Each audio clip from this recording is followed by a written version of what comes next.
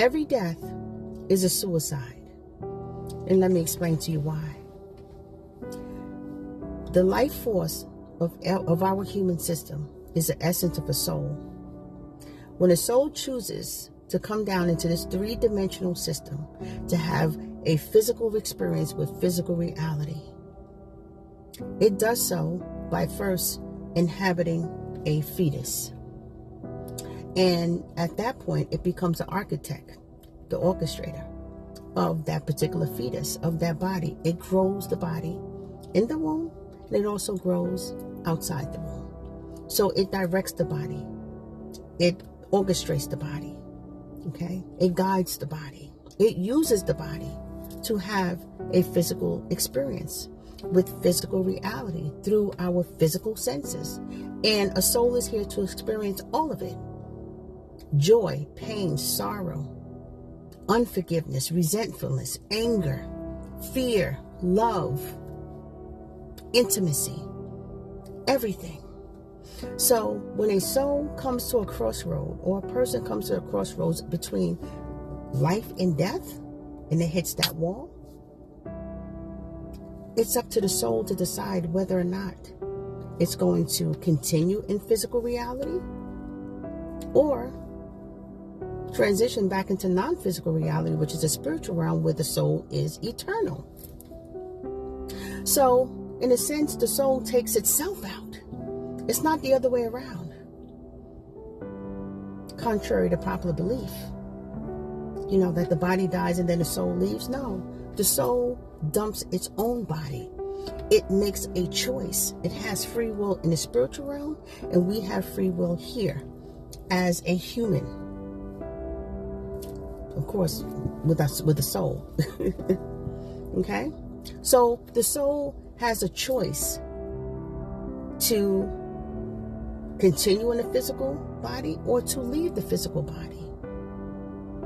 So in light of that spiritual perspective, every death is a suicide, because every death is a choice made by the soul. Whether that death is through a slow illness or something tragic, the soul chose that experience and even orchestrated all the steps leading up to said death in many cases. And in the cases where death, where those tragedies were not part of the soul contract, and someone decided to misuse their free will and by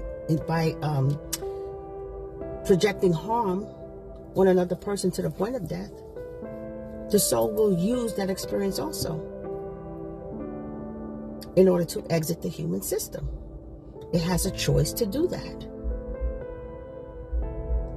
So the soul organizes its journey.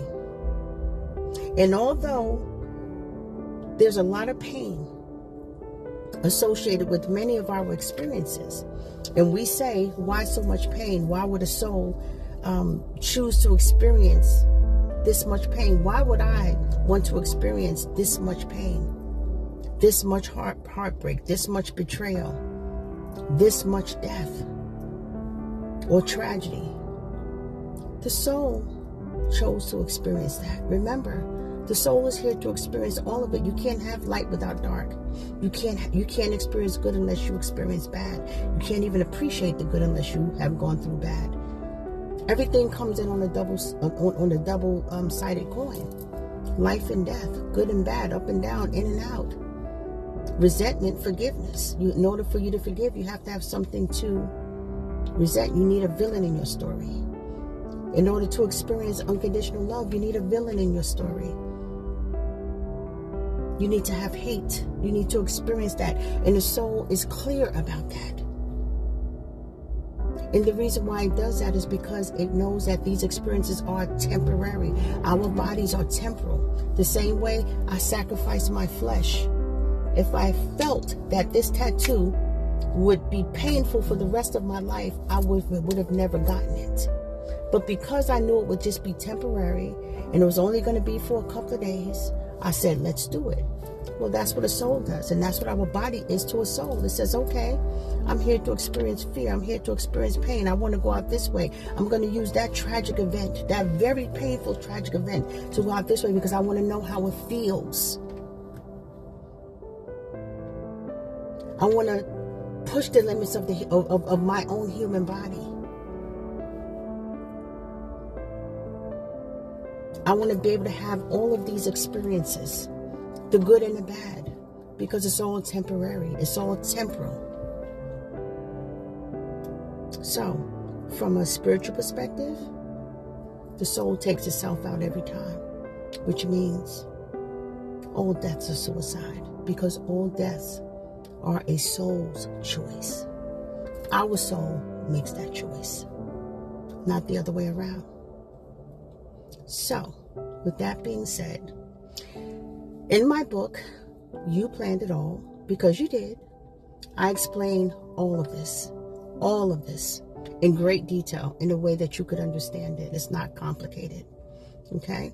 It is definitely something for you to consider, not something that you just take, okay? I encourage everyone to do your own homework. You know, I'm a certified life coach. I've been studying, and I'm a mindset transformation coach, by the way, and my specialty is human and spiritual psychology. I've been doing this for over 28 years. It's my passion. Finding ways and finding explanations to ease human suffering. You know, take the sting of injustice away from, you know, human suffering, because suffering is bad enough. But when you add the sting of injustice with that, it makes it a hell of a lot harder to get past it. And then we end up being delayed in our growth and our purpose, and we're not able to fully function in this, you know, harsh environment. All right. So in my book, You Planned It All, go to my website and purchase it today.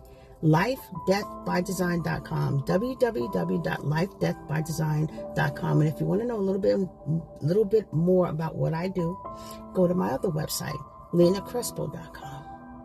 Okay, and you'll see what I do as a life coach, and you'll see how I have acquired the knowledge that I have.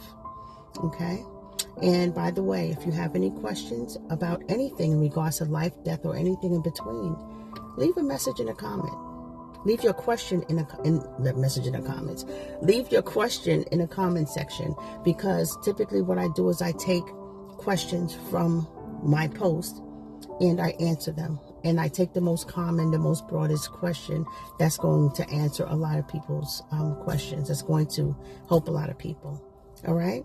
So I hope this wasn't too complicated, and I might do a part 2 if I can think of anything else to add to this. But until then, you guys, love and light, and I'll see you in my next video.